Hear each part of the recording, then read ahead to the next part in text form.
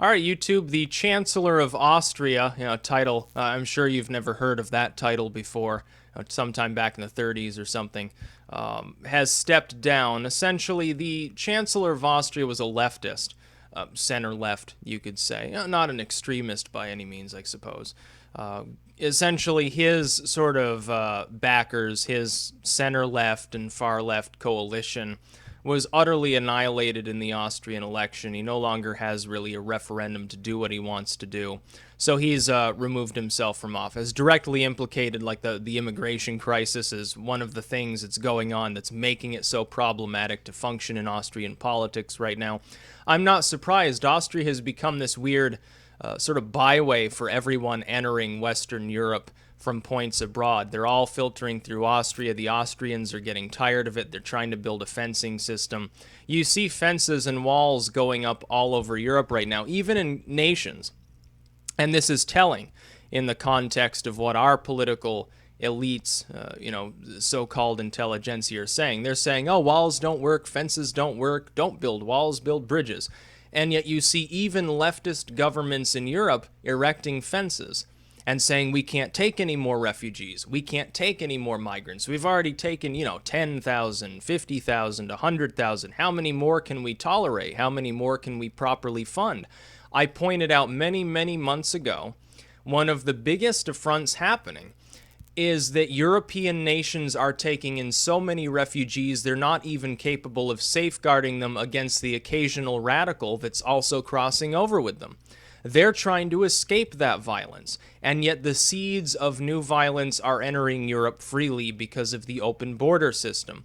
This was never the intent of those who originally dreamed of a united Europe with more or less open borders and trade and good amicable relations among all the European people. This was never the point of the EU. It was never meant to become a strangulating bureaucratic authority. It was meant to enrich economies, not strangulate them with regulations. It was meant to provide peace for the people of Europe, not to cause chaos and increases in crime and social alienation by taking groups that aren't even European and saying you have a moral obligation to house, clothe, and feed this group of people because of our own policies failing in the Middle East. That was never meant to be the case. I'm not surprised that the Chancellor of Austria quit. They'll get a right-wing chancellor now. And hopefully, judging by news out today, about half of all the people in the European Union now want a Brexit-style vote. Can you say the EU is fucked? It doesn't even matter if only 2 or 3 of these nations ultimately decide to defect and leave the EU. It'll be a domino effect ultimately. A couple nations, the first nation or two will leave. The other ones that are sitting on the fence, when they witness the fact that mass chaos hasn't erupted in the streets of those states that have voted to leave, they will leave too. UK will then leave, if the UK isn't even about to leave now. Even if the Brexit vote is defeated, it no longer even matters, because the UK is by no means the most anti-EU people in the EU.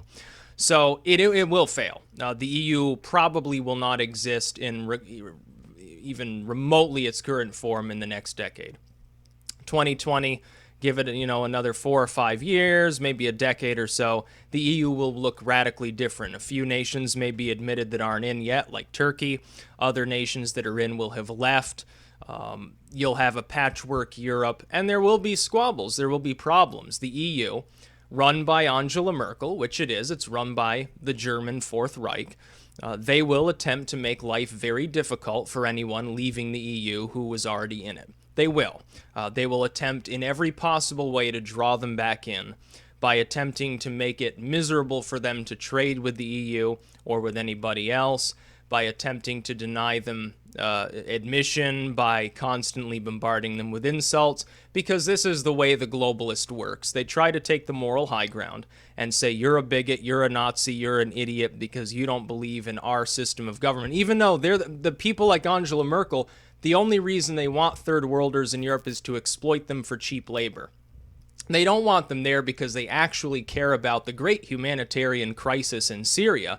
They're more than content to let several million of these refugees rot in Turkey in essentially outdoor camps. They're more than content to do that. They simply want cheap labor to filter in because they realize that their own welfare systems that are untenable can only be supported by young migrants working, the grind jobs, the low-paying jobs to justify the welfare state that's propping up the aging European population. That's why they want them. They don't want their own European population to breed at replacement rate either, because then they'll give rise to another generation of people who will want to work short hours and expect high pay and all the sick days and everything. The migrants don't care about that. They just want to escape fighting. They're willing to mop floors for low pay. They're willing to flip burgers or kebabs, as it may be.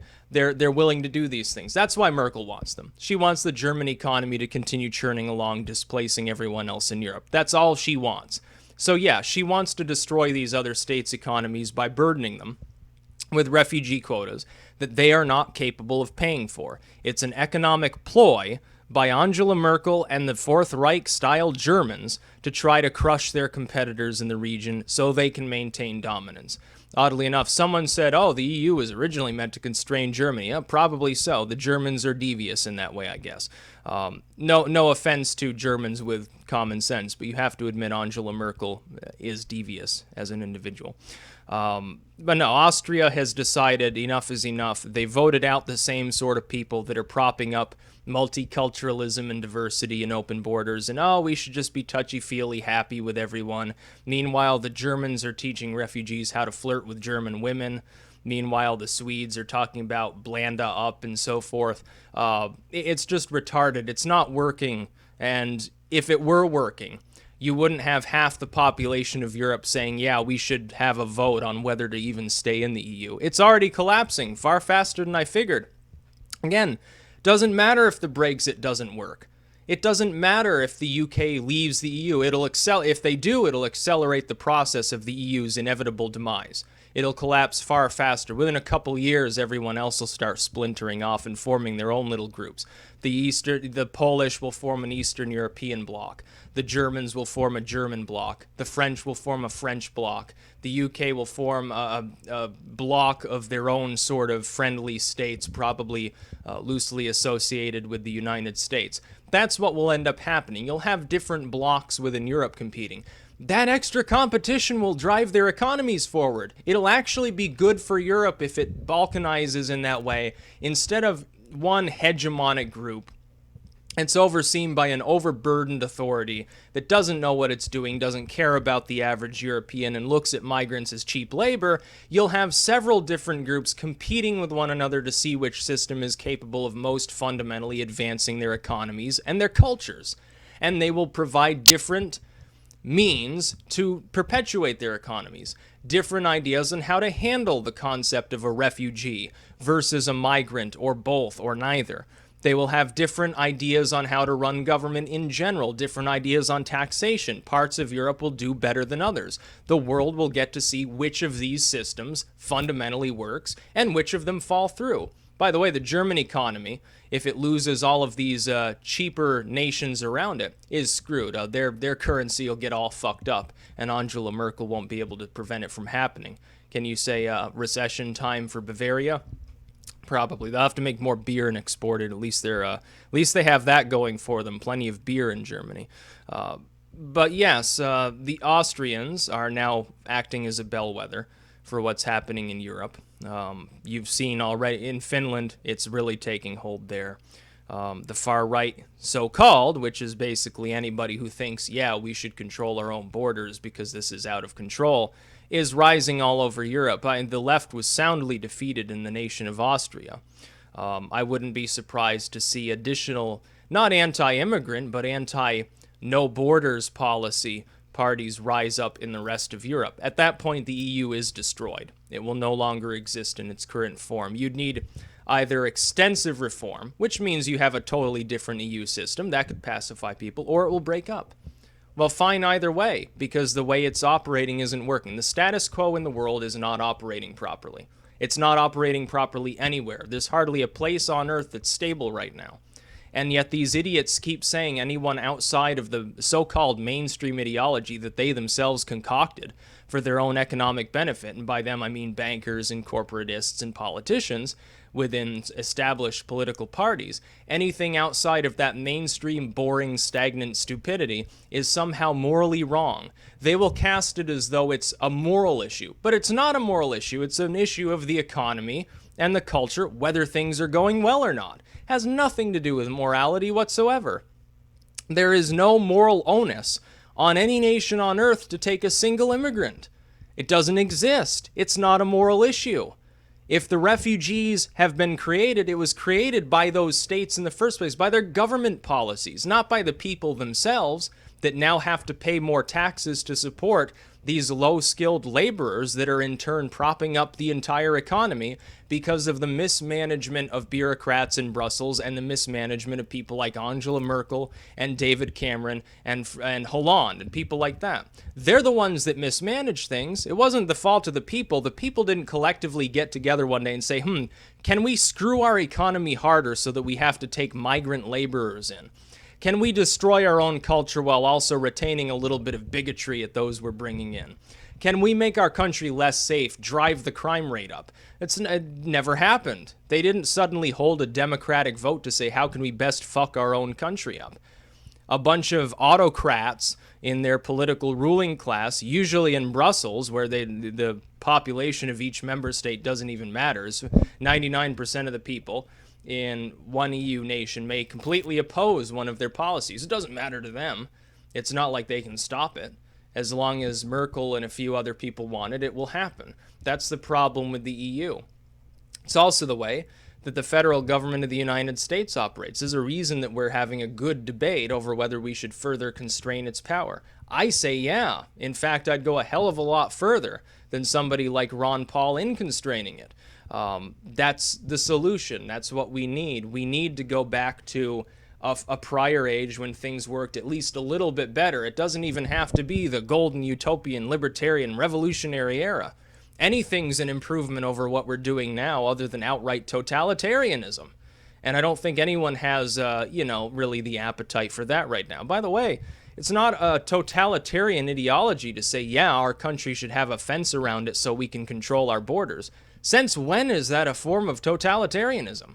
Since when is it a fascist ideal to think that your own culture should survive and, maybe you want to have a few native citizens left whose families have been in the country for more than 100 years?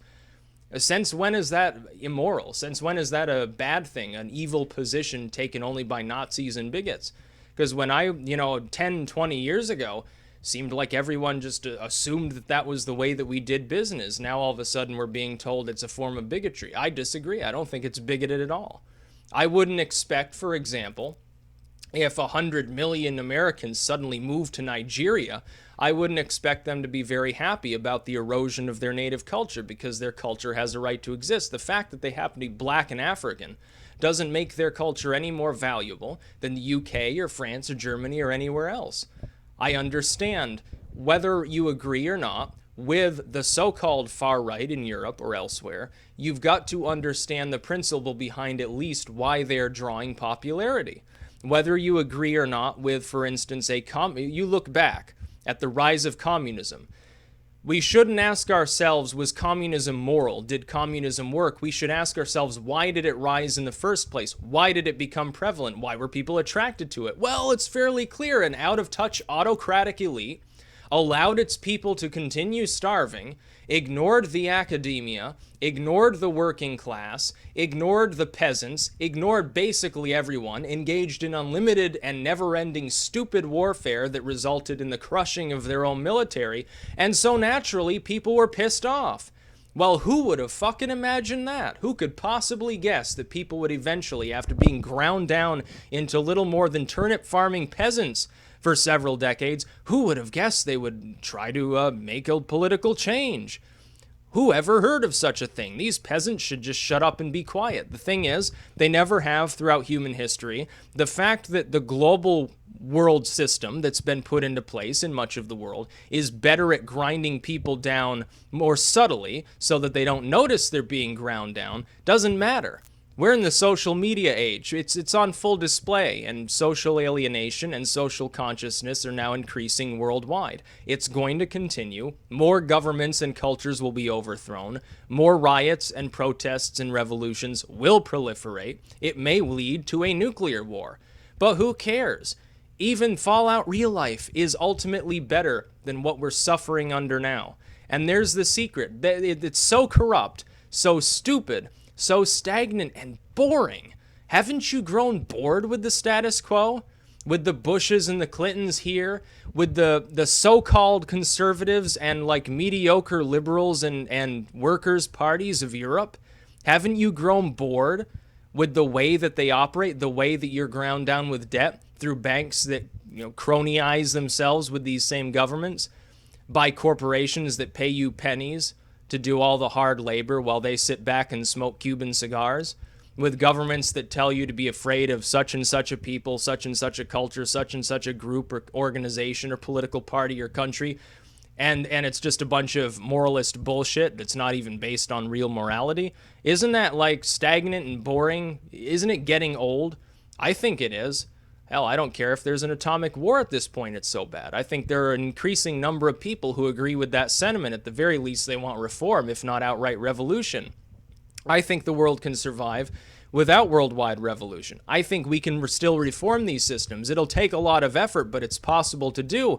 The problem is, people have become so embittered at this point, so apolitical and so disdainful towards politics, they don't even think it's possible to reform. They almost don't have the will to live at this point.